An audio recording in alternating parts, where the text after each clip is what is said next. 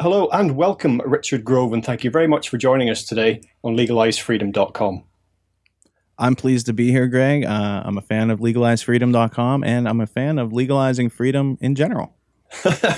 Good man. Now, today we're going to talk about the compulsory state education system, and a version of which exists in virtually every country in the world.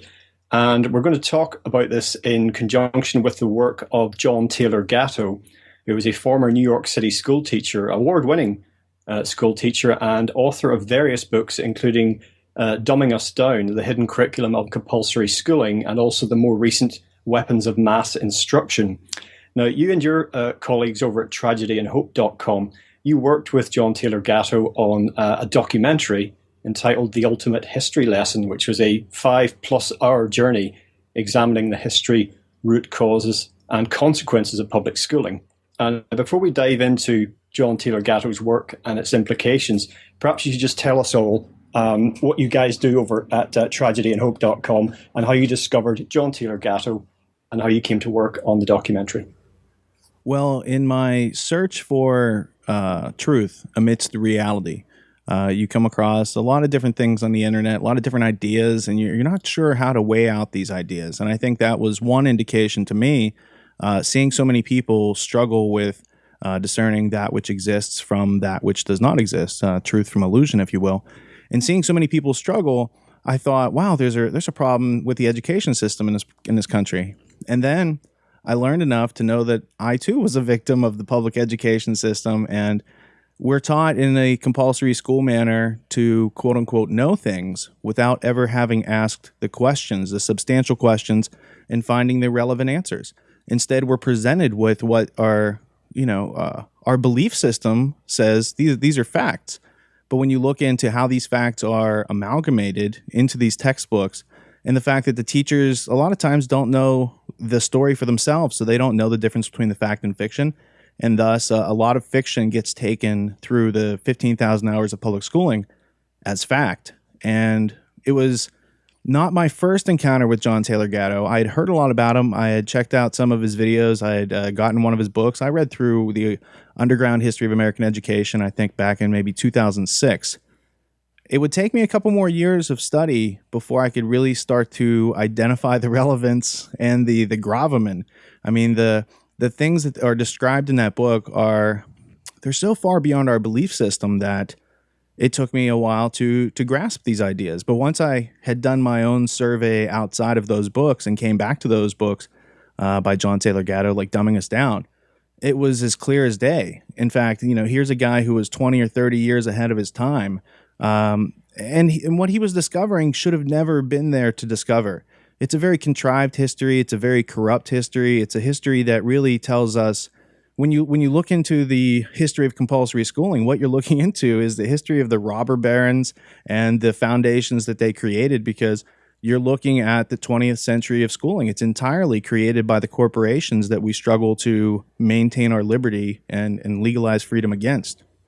So what we're looking at is the history of 20th century compulsory education. When we look into that history, it shows you the foundations that were created by the robber barons and all these other corporate entities like the Ford Foundation, Rockefeller Foundation, Carnegie Endowment for International Peace. These are all the big foundations that helped to shape, and did not just help to shape, they mandated the policy which became known as compulsory schooling all the way up through today. It's being changed such that I don't want to call it brainwashing or mind control, but what are those things? They are the changes in the beliefs, attitudes, emotions, reactions of the student population, which then grows into the voting adult population. They're being filled with a bunch of nonsense. And so in discovering, my own faults and my own blind spots, I started to really get the brilliance of John Taylor Gatto's work.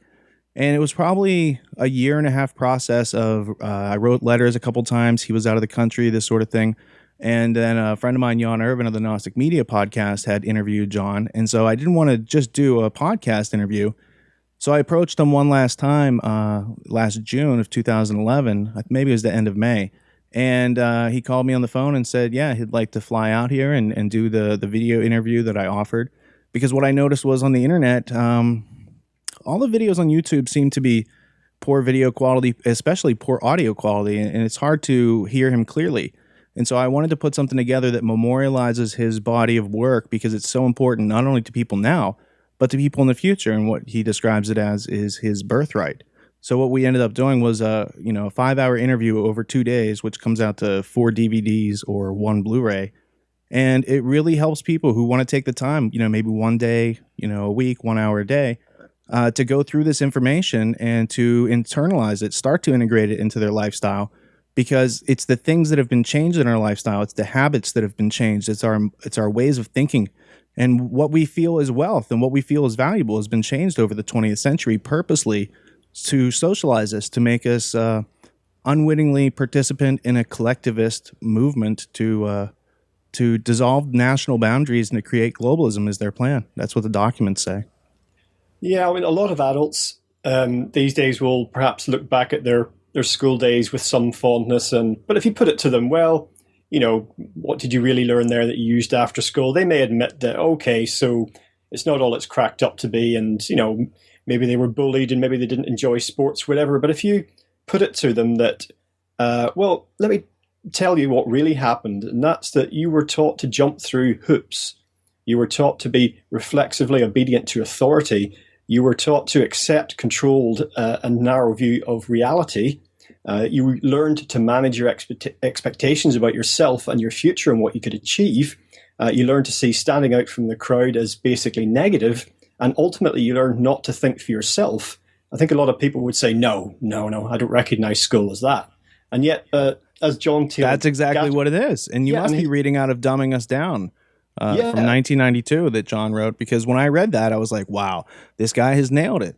And unfortunately, or fortunately, everyone comes upon this information at a time when you can understand it, because if not, it's noise and you won't remember the guy's name and you won't remember the book. And I encountered his books right when I was at the beginning of, being able to see it's valuable, but I don't yet understand what he's saying. Then I went out and collected a bunch of other pieces of the puzzle, on my own. And then I was able to say, wow, and then I looked into what he provides a lot of references and, the primary sources, and he really, he exemplifies what is proper, in the terms of etiquette and communicating this stuff on paper. As a reader, you don't know if anything's true or false, but when you can dig into the source materials, when you can see the materials that John used to formulate his own perspectives, then you too can start to formulate your own perspective. So it wasn't so much about seeing that this guy was right. It was that I'd already encountered all these different puzzle pieces and I was trying to make sense out of them. And then you come across these books and it's like, hey, somebody has been here before. Somebody has left you a credible map that you can use to help, guide yourself through each and every day. And it starts with recognizing, yes, all those things you named. The obedience to authority was the next thing out of my mouth, as soon as you were done talking. But then you started reading that list, and I was like, there it is.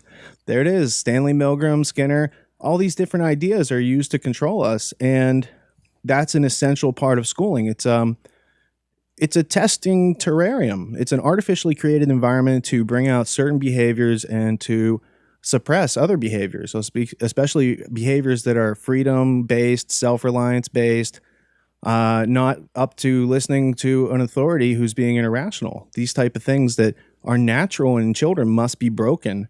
And the philosophy and the documents from the psychology on this over the last 150 years are remarkable.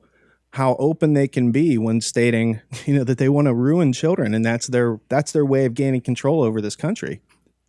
Yeah, well, I was just coming on to that actually, because in the prologue in Weapons of Mass Instruction, John Taylor Gatto asks the question, do we really need school? And of course, even in the middle of the 20th century, parents and adults would be saying, well, yes, of course we do. How are our children to learn? Even somewhere like the US with something of a culture of homeschooling. But if you read his material, it becomes very obvious that not only is forced schooling, because that's what it is, relatively recent, but it's got rather sinister origins.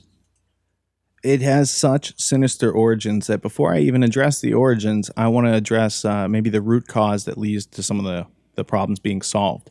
And I want to provide the hope before I tell you about the tragedy.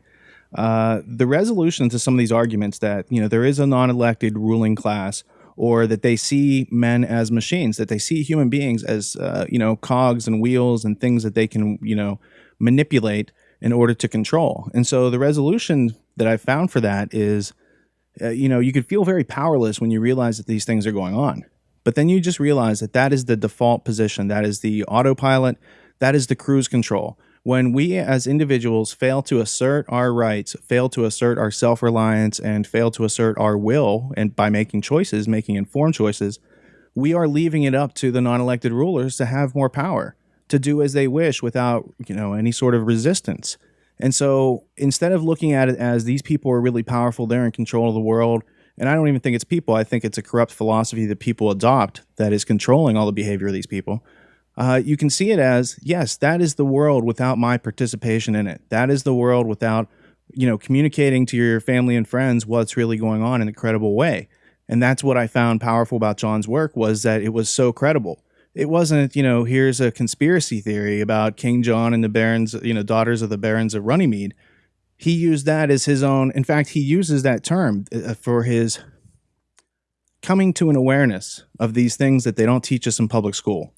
And he doubted that such a group could have a continuity over 500 years. And that, when you look at it as a human being and an individual, you might live, upwards of 80, 90 years if you're lucky. But these other groups that are multi-generational, that are organized beyond the comprehension of someone living one lifetime, things like the Vatican, that has a library that goes back who knows how long. And the fact that it's not open to everyday people, it's those places where they withhold useful information, or they occult certain information, they hide it from the public. That is how the knowledge gap turns into the power gap, which turns into the wealth gap, that turns into all the problems that we experience. So before I get into the nasty history of compulsory schooling, I just wanted to put it out there that there are solutions, and it is learning. Learning is the answer. What's the question? And we should all start thinking like that, because the more we engage our minds in the everyday living of our lives, the more of our life that, when you look at it in hindsight, that's going to be full of our own choices and not us outsourcing our thinking to people who can barely manage their own lives. In fact, they can't, because they have to live in a predatory, plundering manner off of people who produce and are hardworking. Mm-hmm. Well, we are told basically that we are essentially powerless, and that we can't change things, and that reality is the way it is, through the means of some forces that are beyond our control. But we're told this by people who themselves are acting boldly to change the world and to shape it after their designs, including the bulk of the rest of society. They say, no, you can't do anything outside your control. We'll take care of it. But by their own action, they're negating what they're saying. Well, and this is the story of schooling that goes back, 200 years, or you can go back 2,000 years and look at the caste system, look at how schooling evolved from Greek society up through Roman society into British society and into American society. Now, the one group of people that I left out purposely are this group of people now known as Germans, but back in the 1800s, for most of the 1800s, they were known as the Prussians. And the Prussians basically had a militaristic society. And this militaristic society is based on mercenary soldiers. It's based on might makes right. It's based on a bunch of irrational ideas that are enforced by, taking advantage of people using force, fraud, coercion, and worse, even death, if you don't listen to these authorities. So when they come up against Napoleon's army at the Battle of Jena in 1804, I think it was 1804, they are defeated by this amateur army of upstarts from France with all these crazy ideas of revolution and overthrowing the status quo. And so Prussia as a country had to set about figuring out how to overcome people's, their urge for self-preservation. Why soldiers just wouldn't stand in the middle of a battlefield and get shot at? Why were they running and trying to protect their houses? They should be sacrificing themselves for the state. And so a bunch of Prussian philosophers and military experts got together, and they figured out how to harness the mind of human beings and how to kind of delete the things that make us human so that they could dumb us down into these automatons, these, basically robots that would carry out their commands because they're kind of too cowardly to do these things themselves. So they need to use other people. And so Prussia adopted these methods, and this is, basically the origins of what we know today as psychology and psychiatry. But they were very successful, and they had a very astute observation of how things worked, made fantastic engineering feats that nowhere else in the world had thought of, and that everyone found useful. So they grew very powerful. And so they unified into Germany, and around the same time in the late 1800s, some guys from America go over, and they don't even see the Prussian system in action. They kind of just see the results. And so they're like, we want these results for ourselves. And they began in Boston to bring these ideas back into this country and to seed various schools that would be compulsory, meaning you don't have a choice, and that people's taxpayer dollars, whether they wanted to or not, would start contributing to these public institutions. And all these ideas of corporations and states, they're just a right and left hand on the same body of non-elected rulers who are there by default because not enough people are examining themselves and demonstrating intellectual self-defense to make a difference and to change it off default. You need more than one person to change things off default or autopilot in this game. So what we're talking about is the importation of a mass mind control system in the form of the Prussian education system that started on the East Coast, but eventually made its way through America. It was adopted by Japan and China and all these different countries around the world use the same system that we've all been brought up with through the 20th century. So that's, some of the highlights, and then we can get into the 20th century and the foundations and the different corporations in a few minutes. Well, perhaps it might be, it'll take us a few moments to do, but we might be able to cover a lot of ground in one fell swoop if we were to run through one of the sections in John Taylor Gatto's Weapons of Mass Instruction. It's where he speaks about Alexander Inglis and his 1918 book, The Principles of Secondary Education, and that breaks down the what Gatto says are the actual purposes of modern schooling into 6 main functions. Now, if I were to address for the listeners each one of these, and perhaps you could comment. I mean, the first one is called the adjustive or adaptive function, and says schools are to establish fixed habits of reaction to authority. This, of course, precludes critical judgment completely. It also pretty much destroys the idea that useful or interesting material should be taught, because you can't test for reflexive obedience until you know whether you can make kids learn and do foolish and boring things. And that sounds like my school days.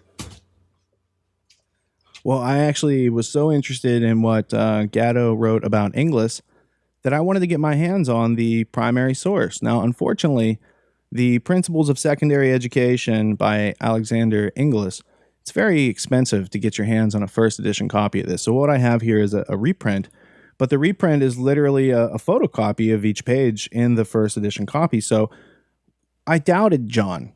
I said, oh, this take on this Inglis character, maybe it's a little bit harsh, maybe you're jumping to conclusions. But then when you go through the ultimate history lesson, and there's all these different footnotes that I put in there for the various books and topics that he's talking about to try to give the audience another couple handholds, or footholds, so that they can go beyond the film and really dig into this information themselves. That was a result of me editing the footage and hearing all these things that, I had read all John's books. I had listened to every talk he'd ever given. I had done my research. I had a 50-page outline with questions to ask him, and he said if I was here a week, we couldn't do all this, right? So I thought, mistakenly, naively, and I find out more every day about my naivete. I'm still learning. I'm not finished yet. I found out that Inglis he was definitely not our friend. Here's this guy who I don't even think he likes children to start with. I don't know where he thinks he came from. He acts like he's been an adult all his life. He has no compassion towards children, and really has no right writing. Well, he can write it, but the fact that they use this in our education system and they're like, these are good ideas.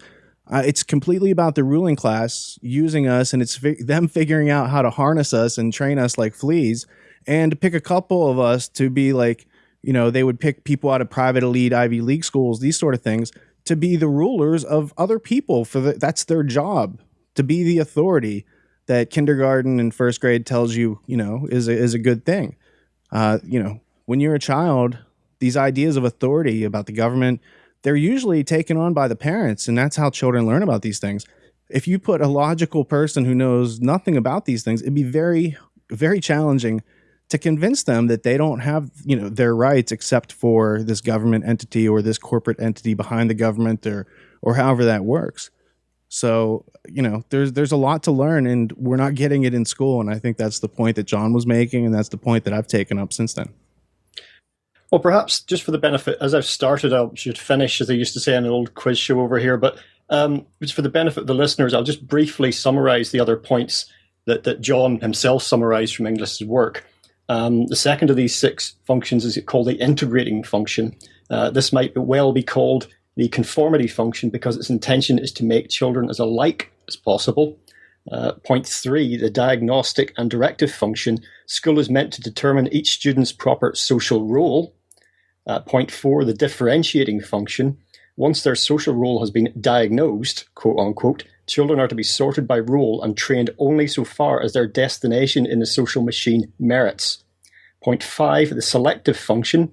Not as in Darwin's theory, but in short, the idea is to help things along by consciously attempting to improve the breeding stock. Schools are meant to tag the unfit with poor grades, remedial placement, and other punishments clearly enough that their peers will accept them as inferior and effectively bar them from the reproductive sweepstakes.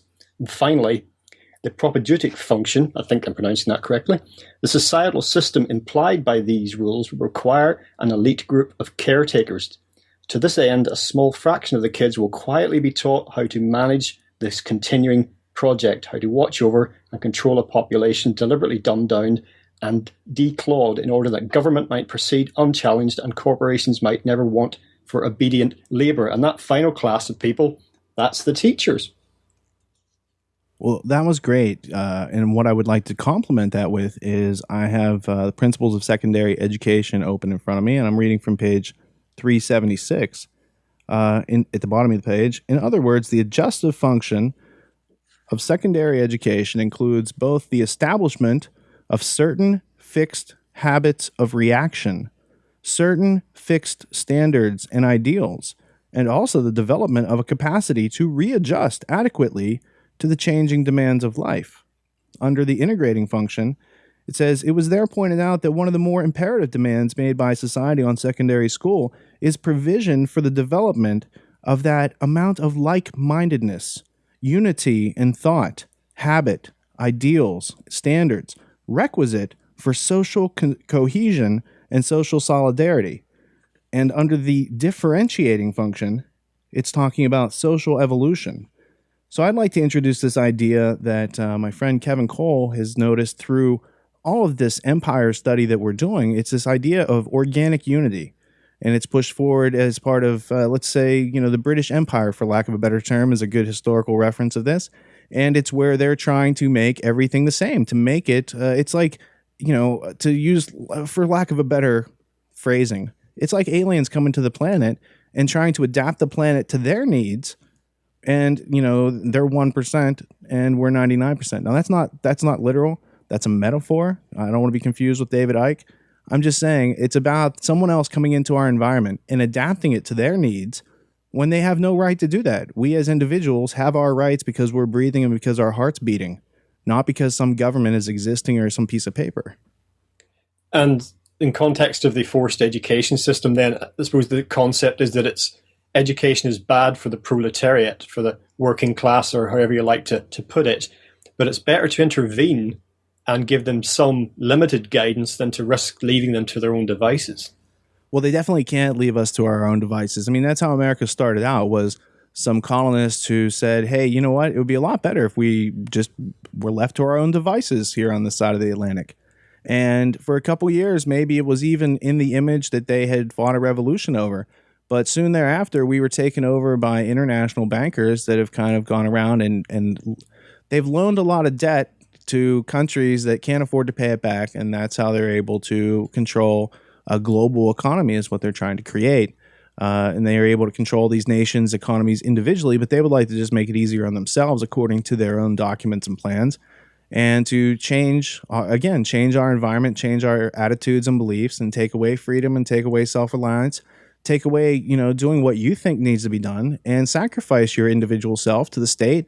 The state will tell you what to do, when to do it, when to eat, when to sleep. And it's a lot easier than thinking to yourself if you just outsource these modes of thinking. So the elite ruling class has always educated their slaves to some degree. Here in America, in the South, pre-Civil War, it was basically illegal to teach a slave to read, because once you taught a slave to read, the masters knew that was a passport out of the plantation, because that opens up communication with other slaves, and that starts like a leak. So they were trying to keep knowledge away in different levels and different grades throughout society. And so it's really a small group of schools around the world that teach the kings. There's a school in Switzerland, for instance, called Les Rosés, and it's known as the School of Kings. And if you look it up, you'll see that there's a lot of people who run countries have gone through that school. Nicholas Negroponte, brother of John Negroponte, I believe, is a graduate of Les Rosés. So these influential minds do colonize and congregate in these different learning institutions, but they're not usually learning institutions open to, let's say, 99% of the population on this planet. And I think that's part of the problem, is that they know that information being kept away from people, that allows them to create deception and illusions, divide and conquer, and that learning is the key to get out of that. Now, let's just say you found yourself at some kind of, inadvertently, you snuck in the back door of the fire escape at some elite function and found yourself talking to an elite globalist who very much wants the populace to be dumbed down and controlled. That's part of his agenda. You get talking to him and he says, "Oh, come on, man. We got all these billions of people. We got resource problems, population problems. We can't have everyone being on a level playing field, all doing their own little thing and fulfilling their potential, whatever that means. We've got to keep a lid on this thing." What would you respond to that? Maybe not to him then and there, but in general, the idea that something has to be done to steer the planet in a particular direction, that's an imperative that has to be addressed. Well, casting aside the possibility that you could be talking to a psychopath or a sociopath, and logic and reason have no bearing on their actions, you could ask them, if they're not one of those people, what do you love about this life? What do you get out of it? What do you, obviously you do these things because you get something out of it. There's some reason behind it, unless you're a psychopath. He might say, well, I want the respect of my family, or I want to provide a good future for my kids, or any of the things that other people might say. But other people might not go as far to, violate other people's volition in order to meet their goals or to meet their needs. So you're talking to someone who, they want things, they love things. There are things in life that they desire, and they maybe see money as the passport to that power and wealth and the illusory status that they're seeking. So once you get them to talk about the things about this life that they do love, because that's why they're out there working their ass off to get this money to do these other things, then you bring it back. And it's like, well, if you love your kids and your grandkids, then how does dumbing down everyone else, around us? Because what you have is that infecting, are the top levels of what appear to be our government, but they're not really our government, because, the lobbyists and corporations and special interests and all these other, electoral college devices are there to prevent individuals from actually, making their free will known and having that acted upon in society through, for instance, the voting system. So once you bring it back and show that you're actually, you're poisoning your great grandchildren, they're not going to have a good memory of you, being an AIG worker who took all this money to make them rich during this time, because they're going to be adversely affected in ways that you can't even imagine nor intend. And, when you have a group of people that think that, this lifetime is their lifetime to take advantage of everything in the world, there were people who were on this planet and occupied it before I got here. This place was going on when I got here. It'll be going on when I leave here. And there'll be people that come after us. So you just have to recognize that you are an individual. You do have your rights, but you also have a responsibility not to screw over those you're trying to help in this world. And I think that the people who claim to gain all this power from global warming or any of these other carbon-based scams, for instance, they're really just cheating their own families. They're hurting their own families. And once you can get someone to actually realize that, then you can see if they're a psychopath or not. Because if they don't care, take 2 steps to the other direction. You know what I'm saying?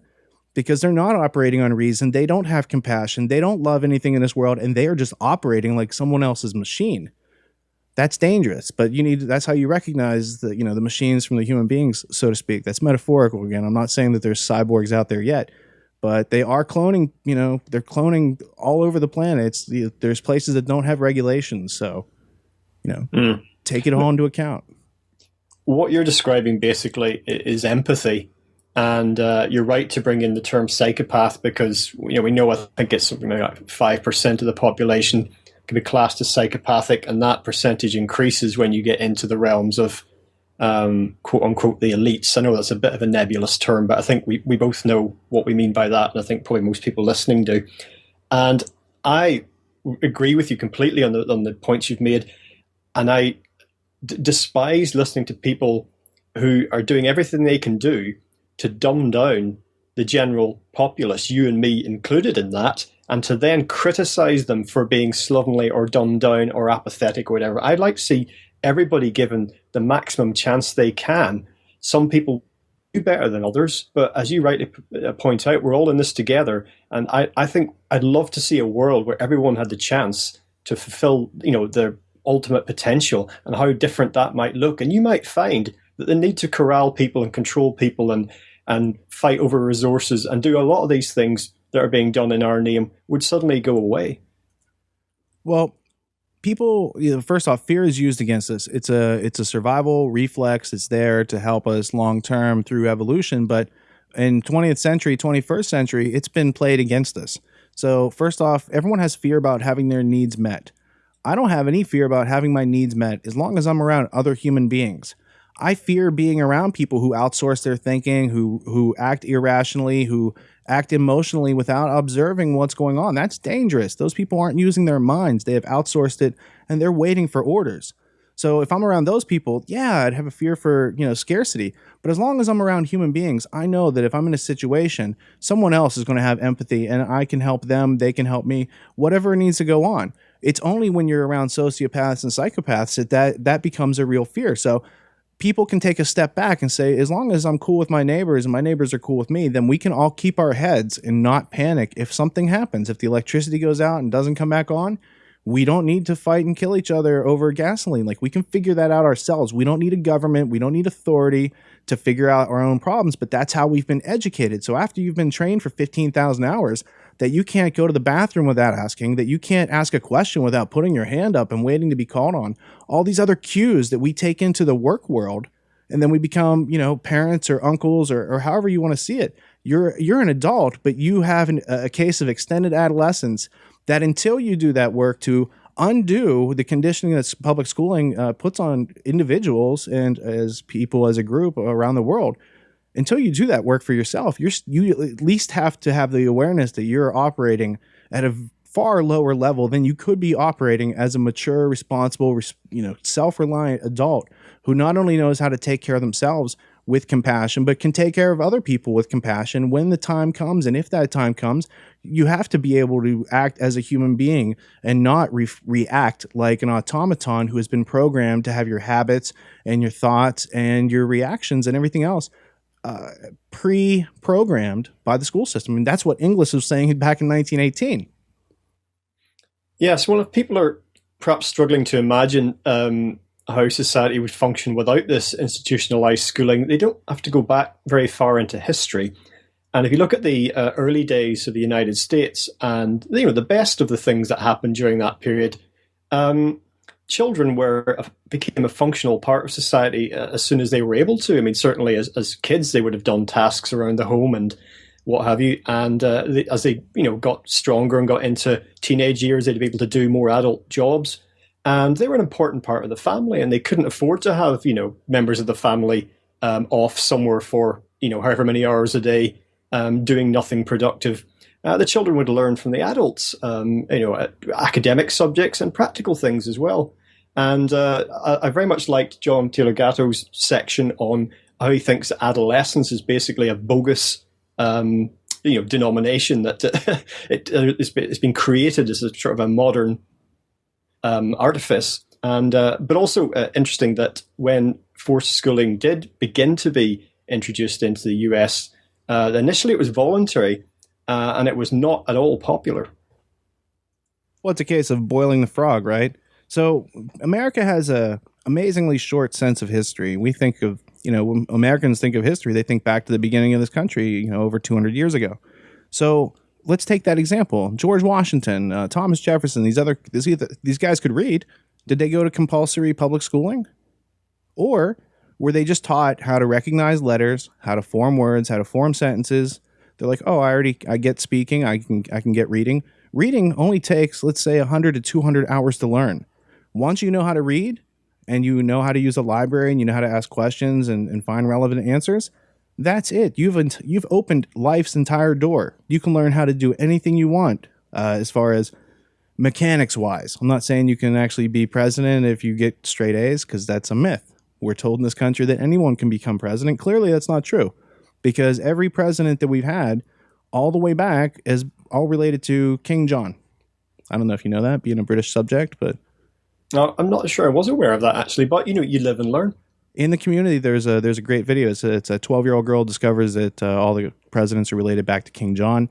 She researched the father's side and the mother's side of these families, and apparently no one had been researching the maternal side of these presidential families. It's a great thing for history. George Washington, Thomas Jefferson, William Howard Taft, and President Barack Obama. One young girl traced them all back to one common ancestor. They're all cousins and all grandsons of John Lackland. It's the first family tree of its kind, pouring through more than 500,000 names for months. 12-year-old Bridge Ann d'Avignon discovered that all the U.S. presidents, except Martin Van Buren, are related to the former King of England, John Lackland Plantagenet, signer of the Magna Carta in 1215. Mildred Reed is his first great-grandmother on George Washington. And on Obama, Mildred Reed is the 10th great-grandmother. It started as an assignment to research her own lineage, tracing it back to roots in France. But Bridge Ann wanted to branch out. Well, I think we just all go back somewhere. It's just a matter of proving it. She started with George Washington, but unlike other professional genealogists that only looked at the male family lines, Bridge Ann was able to link the presidents together using both male and female ancestry. Before this, historians had only been able to link 22 family trees. She kind of created a triumph of women's studies here. Bridge Ann also figured out she's an 18th cousin of President Obama, something she hopes to be able to share with him in person. I've written a letter to Obama, but I just gotten standard reply. I hope to meet the president and explain it to him. In Paso Robles, Adam Rakusin, your Central Coast News. I had a substantial book that traced all the different genealogies. You could see how a bunch of the presidents were already related back into the British royalty. Yeah, it's fascinating how so many people can be related back to the guy who did the battle at Runnymede with the barons, right? So you've got this confrontation that goes on almost, 1,000 years ago, and it's still affecting government in this supposedly free country today. I think that's just fascinating. Oh, it is. It's just absolutely fascinating. With regards to, the early US, I was just speaking about a situation where kids grew up at home and eventually they would perhaps leave home, homestead on their own, get married, whatever. There's something of a tradition of homeschooling left in the US, as I referred to earlier. But today, a lot of parents, even if they're dissatisfied with institutionalized schooling, don't believe that they have the competence to educate their own children, even though that's because they've been through public schooling. Yeah, so let's look at it this way. What you're describing as the self-reliance attitude of maybe the settlers moving west during the Manifest Destiny campaign in the United States that was funded by the Rothschilds. But I digress on that point. The point is, they're out there trying to survive. So if a kid's old enough to cut wood, they're probably cutting wood and trying to, gather firewood and these sort of things. And so it's not just about learning to read, because I'm fond of saying that literacy is a form of slavery until critical thinking is practiced by the individual. And if you learn how to read and you don't learn how to think for yourself, you just became someone else's tool. Whoever's writing whatever, you became their tool. So you have to think critically about what you read. It's not that important moving west and trying to, colonize America, because it was more about survival outside. Today, we have parents who weren't from moving west. They might have been moving around in some different corporate jobs. They've been through a public education system. They think that it takes 15,000 hours plus 4 years of college plus a couple more years in grad school to get a job in life. they've forgotten that in order to create a job, you need sales and you need a product. That's the missing link between, where jobs are in America and why there aren't being, jobs being created, because we've forgotten the formula of how to create a job. If you're not going to be self-reliant and you want to work for somebody else, if you know how to create jobs, that's a very powerful thing. But our politicians, they don't do anything with this formula. They don't say, they're like, well, we'll give tax cuts and you do these other things that are superficial, and they don't have any purposeful causality behind them that produces the results we're looking for. So we've lost that self-reliance mentality that it might be left in our grandparents' generation. But how many kids today talk to their grandparents about these things, and how many grandparents are actually up for talking about these things? So there's a big knowledge gap that's being filled in with fear. And that fear is that you can't educate your own children, that you don't know enough to educate your own children. But the truth is, what they need to learn in life can be taught at home in far less hours than public schooling could ever deliver or will ever deliver, because the purpose of public schooling is for you to go out to work, be separated from your children, have your children accept all these other strangers at the public school as their authority, and they spend more waking hours at the public school than they do with their parents, who are too tired when they come home from work to do anything constructive with their children. And so that's the mentality from which they're thinking. They're thinking from the point of scarcity. They're thinking from the point of not having thought the whole thing out. But if you go through and analyze what actually needs to be done, you'll see that it's a far better use of your time, and it's a far more compassionate experience for your child to be able to be taught by relatives or loved ones the essential goals and the things that you need in life to stay alive.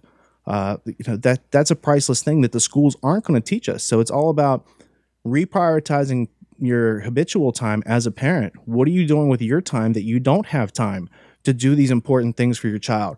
To review the contents of the vaccination before you breach their immune system and overload it with 60 shots in a very short amount of time, right? How do we have time to watch Dancing with the Stars and watch people, turn left for 500 miles, or watch some football game that we're not playing in, and not have the time to research to help our families? Oh, I mean, I think I was reasonably resistant to programming at school, but I remember countless times speaking to my grandfather about something that happened at school or something I was told at school, and he said, just ignore it. Or he'd get down the encyclopedia and say, this is the way it is. Just ignore it, he would say. It's not just what they say isn't always true. And then thinking back, it's like, well, why was I there? Because I remember once, I don't know if you guys have this, I'm sure you've got a similar concept. I was put in detention once, and this basically meant I'd done something naughty, had to stay behind school for an hour. And in our school, detention took place in the library. So you're locked in the library for an hour. Well, I didn't want to leave. I thought, well, can I come in here tomorrow at 8 before school starts? And can I stay till 6, 3 hours after school finishes? Because this is like, great. It's not a punishment. It's not working on him. And we do have detention here in the United States, and I don't recall ever having detention, but I do recall discussing a lot of things with my babysitters, who were my dad's great aunt, my grandparents on both sides. So I was always around adults. I wasn't doing a lot of childhood things beyond the age of doing childhood things. When I had schoolwork and homework, they would point me toward the World Book or the encyclopedia. And from a young age, I was familiar with those books, and I could look up different snakes and spiders and things that I was interested in even before I went to school. I'd ask my dad to write down the alphabet because I wanted to learn how to read before I went to school. So by the time I went to kindergarten and they're teaching people the ABCs, I already knew how to read and write. So for the first couple of years of school, I was highly unchallenged because all I wanted to do was go home and do more advanced things and read more advanced books than they would let me. Like I used to they would have these things where it was called Reading is Fundamental, and they would give away all these different books. Well, being in kindergarten or first grade, I wanted the books, they were Star Wars books. They were a 6th grade or 7th grade reading level. And they're like, well, you can't have these books because you're only in kindergarten or first grade. And I'd be like, well, pick up the book. Let me read the book. I'll tell you, if I can read this book, then I get to have this book, right? And they gave me a hard time, but eventually they did. And so it was my fascination with things like Star Wars and popular culture that led me into being a literate, well-spoken person occasionally. Well, it's just, I've had 2 similar experiences. That's really a weird coincidence. One, I had a thing when I was about 9 years old, and we were going to have a reading day. So we had to bring in a book from home that we are going to read in class. I mean, what the point of that was, I'm not quite sure, but it was a bit of blessed relief. And I had a James Bond novel. And I remember the teacher saying, is this the sort of thing you should be reading? And okay, there was a couple of sex scenes in it, but I didn't understand them anyway. I just skipped over that. But he was just worried about the content of it, whether I could cope, whether I'd be traumatized with adult situations. Yeah, basically with that. And also, I had to repeat an entire year at school because I wasn't, get this, on to the next. I'd kind of, because of changing schools and some weird different boundary things, it's kind of, oh, you got to repeat this year again. You'd be like, yeah, but I passed all the exams. I want to go on. Oh no, because you're 2 months younger than the rest of these guys, you're staying here for another year. And that was, well, it wasn't quite a waste of an entire year of my life, but just that you think about that now, and when I think back, it was just like, it was so pointless. Well, I think it's a common experience. You're not the only one. I had other friends that, you're friends with people and then they get held back, and some kids that, are making fun of that, and you're just like, I'm just separated from my friend. Now he's in all these different classes. We were in the same classes. So it's cruel and unusual punishment to say that you're not smart enough to go on to the next grade. I think it's a sign of the school and maybe the teacher, but more likely the system that has been created that no one questions. And it infringes on the freedom of each and every child. Like I said, I didn't get sent to detention, but what did that mean? It means I had to be compliant to the nth degree, because that's always the threat. Oh, you're going to have to stay after school and get detention. For me, I rode a bus and I didn't have a ride home, and we lived far from the school. So for me, it meant more trouble at home than I was going to get in at school to have detention, because I'd be inconveniencing my parents. And, so these sort of things that keep us in line, they're not done out of logic and reason and respect because a child is reflecting these things and understanding these concepts. They're done out of fear of reprisal. They're done out of fear of punishment. And this is very much what Skinner and Milgram and Pavlov and these other characters had written out and formulated to be implemented through a public school system. And it's just, I can't believe it's gone on this long. I can't believe that there aren't very many people before John Taylor Gatto who had written about this stuff. There are a bunch of books. Gatto found a bunch of them that say from the elite side what they're doing. But there's very few pioneers, trailblazers like Gatto who laid this out. That Quigley's one of them, Anthony Sutton, but not on the education system. They had adjacent realizations about our culture. John's work ties that all together, because if you want to understand how, Wall Street was funding the Bolsheviks and the Nazis and FDR all at the same time, you need to understand that those very same people that were funding the enemies were also in control of creating public schooling, in control of the General Education Board. That was a Rockefeller crony named Gates, Frederick T. Gates, who was in charge of the General Education Board, and he was Rockefeller's advisor. It wasn't like he was somebody 6 degrees of separation away. Like they spent a lot of time together. The Carnegie Endowment, with what they created, Norman Dodd is the best reference that I would have on this, but in talking about it with John, he came across the Reese Committee, and there was another committee in like 1918 that had also looked into schooling. And when I first heard Norman Dodd explain it, he's like, that we sent this woman, Catherine Casey, who's a lawyer from D.C., who didn't believe any of this stuff. We sent her to the Carnegie Endowment's minutes for their meetings from 1908 through, let's say, 1912. And every year they focused on one question. And by the time they had answered 4 substantial questions, they had figured out how to take over the entire political, domestic and foreign infrastructure of this country. And we've got 300 military bases around the world. So it's not just this country that they took control of. They took control of the magnificent amount of resources that America represents, and they use them as basically a metaphorical gun that we point at all these other countries in an attempt to colonize them and to bring about a global society. And I think it's a tragic waste of America's potential just because they were able to dumb a few generations of us down. But now there's hope, because we are waking up. We do have the evidence. We are communicating and making media to communicate this to the larger population. And we don't need everyone to know or appreciate this information. We only need, 3 to 5 to 10% of people to really start to realize how poisonous the system that they've created purposely is. It's not by accident.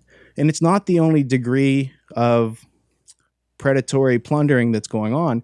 There's also, the fact that the food supply is being genetically modified, that they're poisoning the water system with fluoride and all these other angles.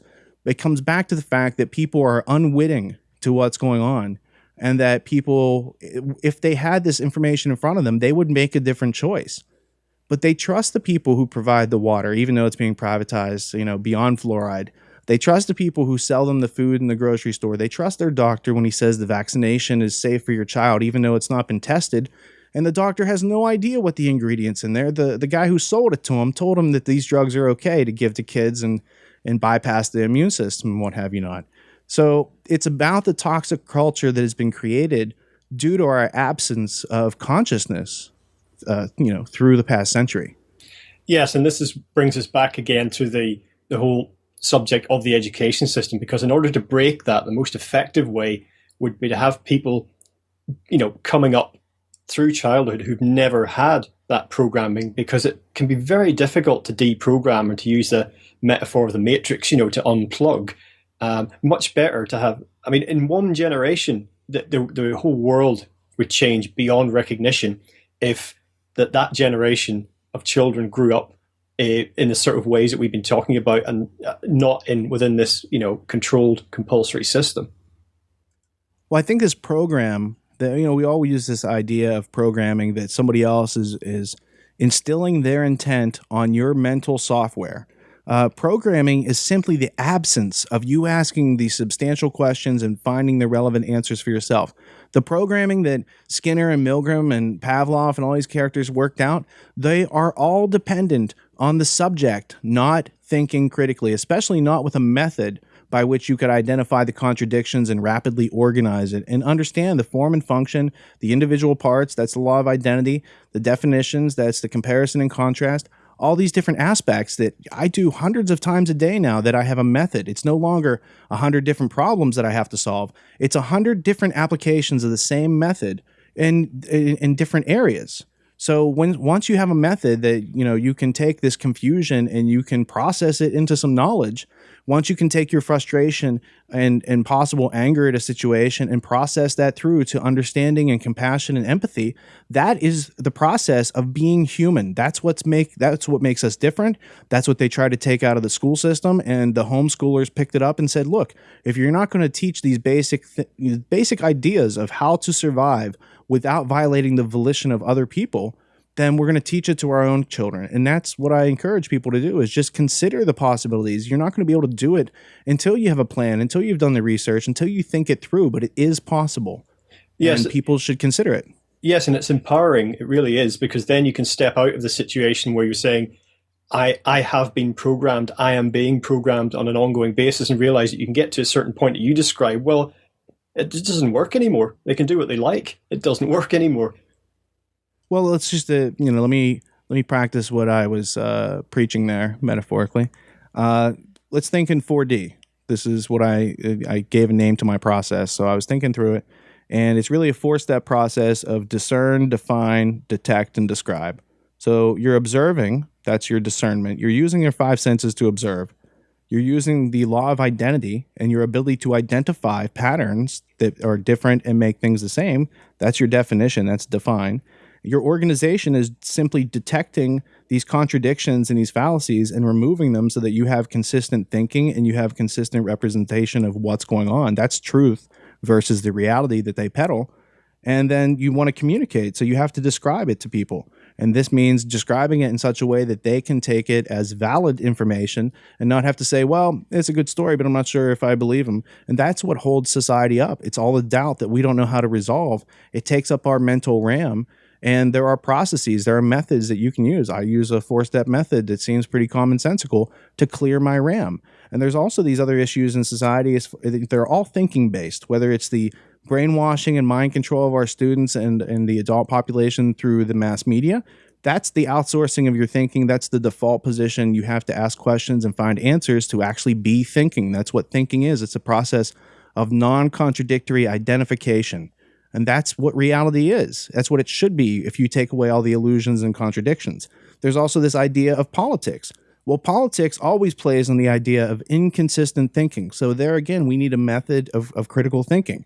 War, that's based on dehumanization. That is a null set. You are not thinking at all if you are dehumanizing people around the world and using our tax dollars to kill them, right? Selling your soul. The concept of selling your soul is outsourcing your thinking. It is giving away. It's giving away your God-granted gift to ask questions and make choices in your life, and it's saying to someone else, "You're better qualified to do that for me." Or the concept of selling out. This is the inclusion of contradictory thinking. When people say one thing and they do another thing, it's an indicator of inconsistent thinking. And these are things that we should notice, because people who can't manage their time can't remain in integrity, because they can't be reliable, because they can't manage their time. You see how it works around? So it's all these things that come together that make what you want. And I'm saying they purposely take out certain ingredients so that we can never achieve the recipe that we're looking for in life. Now, the system as we're describing it, the education system, is delivering dramatic declines, actually, in literacy and other basic skills. And yet, without this effective indoctrination, the entire industrialized system is becoming undermined and is in danger of collapsing. This would be a disaster for global corporations. But it's interesting when we consider what's happening with the global economy at this moment. So how do you think these two things are interplaying at the minute? The sort of the organic breakdown of the educational system, which seems to be happening, and how that nexus is in with what's happening globally, in politics as well, but particularly with the financial system, which underpins everything. Well, when I look at the international corporate system, I mean, I see that all the way back to the British East India Company and its employing of Thomas Malthus and all these other ideas that percolate up today as overpopulation.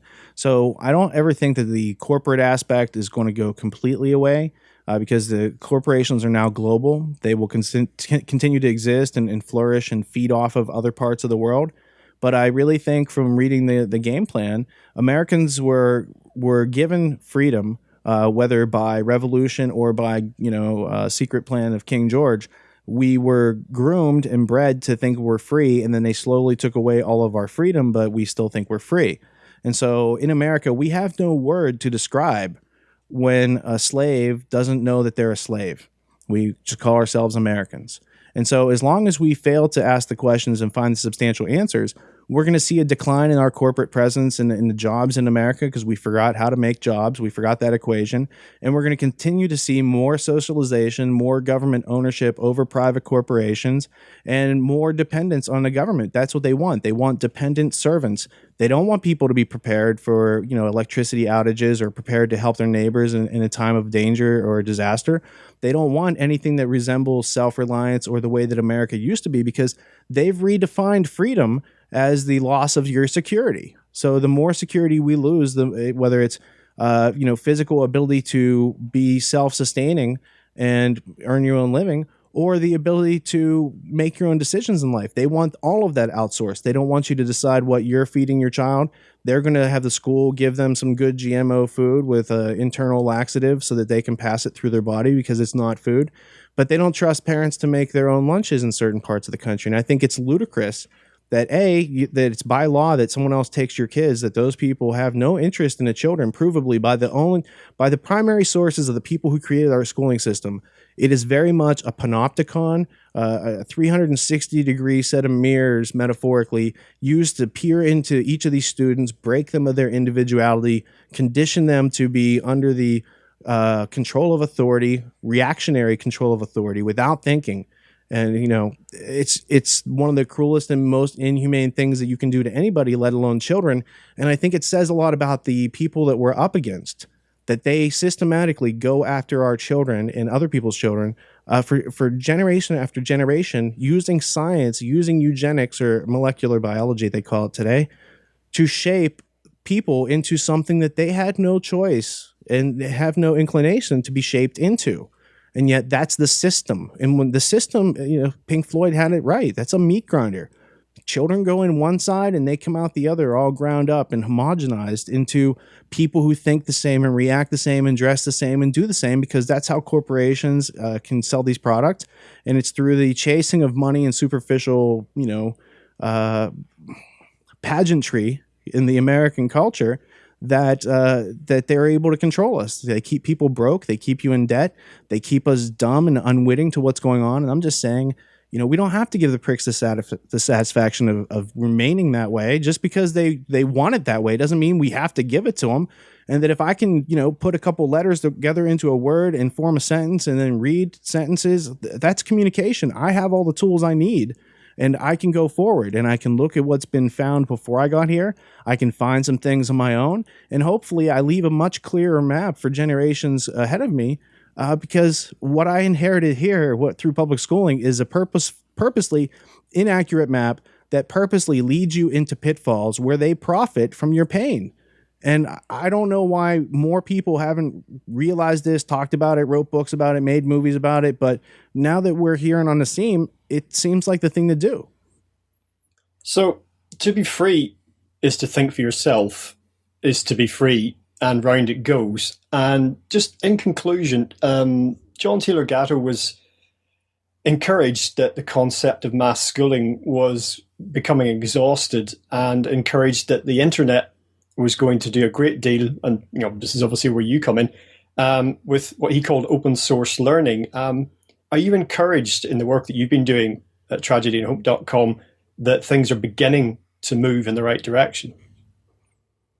I don't know that I would have been encouraged back when I first read that idea, but at that time I didn't really know how to leverage the internet in my own best interest. I had an inconsistent way of asking questions, and the answers I found may or may not have been substantial. I didn't have a consistent method to flesh out whether or not they were.